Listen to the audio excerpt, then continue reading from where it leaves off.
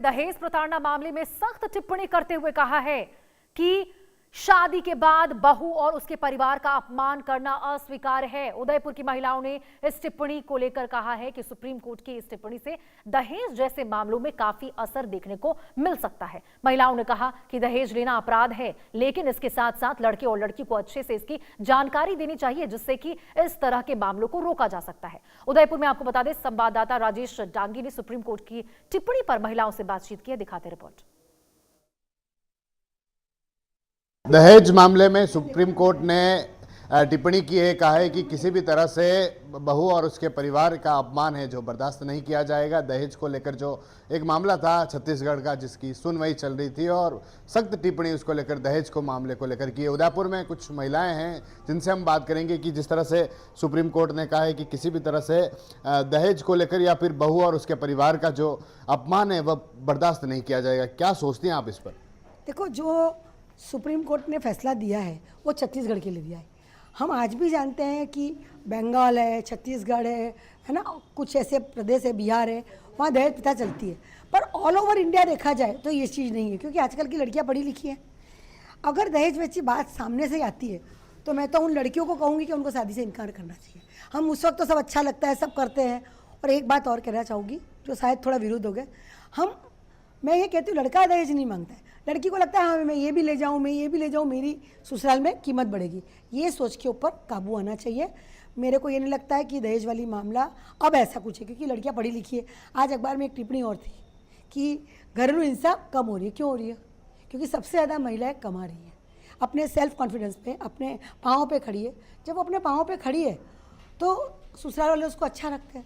मेरे को तो पहले हमने देखा था कि फैमिली कोर्ट एक होती थी और बहुत झगड़े होते थे। आज फैमिली कोर्ट 3 है। आज हम ये भी आप लोग देख रहे हो अखबार वाले होकर कि आजकल लड़कियां तंग कर रही है, लिव इन रिलेशन में चली जाती है। तो सबसे पहली बात है कि इज्जत किसकी है? वो 2 परिवार की है। 2 परिवार की इज्जत को देख के चलना चाहिए, मेरा यही कहना है। धन्यवाद। लेकिन मैडम, अभी जिस तरह से लगातार मामले सामने आ रहे हैं, दहेज के कई सारे मामले सामने आए, छत्तीसगढ़ ले लें, एमपी ले लें, या फिर ऐसे जगह से लगातार मामले सामने आ रहे हैं और दहेज कई एंगल उसमें सामने आ रहा है। देखो, ये कहने की बात है, हम कितने मामलों में सोचते हैं। जैसे आप उदयपुर में रहते हो, उदयपुर में जब फैमिली कोर्ट महिला थाने में केस दर्ज होता है तो देखते हो दहेज को लेके, फिर सामान आता है तो कम आता है, फिर वो मामला 4 साल चलता है, फिर समझौता हो जाता है, या आखिरी में म्यूचुअल सेटलमेंट पैसे से हो जाता है। तो दहेज कहाँ हुआ? मुझे तो लगता है अगर किसी ने दहेज मांगा है तो उसको सजा दिलानी चाहिए, म्यूचुअल कंसल्ट में तलाक नहीं होना चाहिए। आप बताएं मैडम, बहू और उसके परिवार का अपमान कब तक स्वीकार करेंगे? कब तक इस तरह से जो होगा? और सुप्रीम कोर्ट ने भी कहा है कि इसे स्वीकार नहीं किया जाएगा। जगद्गुरुम कृष्णम वंदे जगद्गुरुम। आज जो सुप्रीम कोर्ट का डिसीज़न आया है, मैं उसके साथ 100% सहमत हूँ।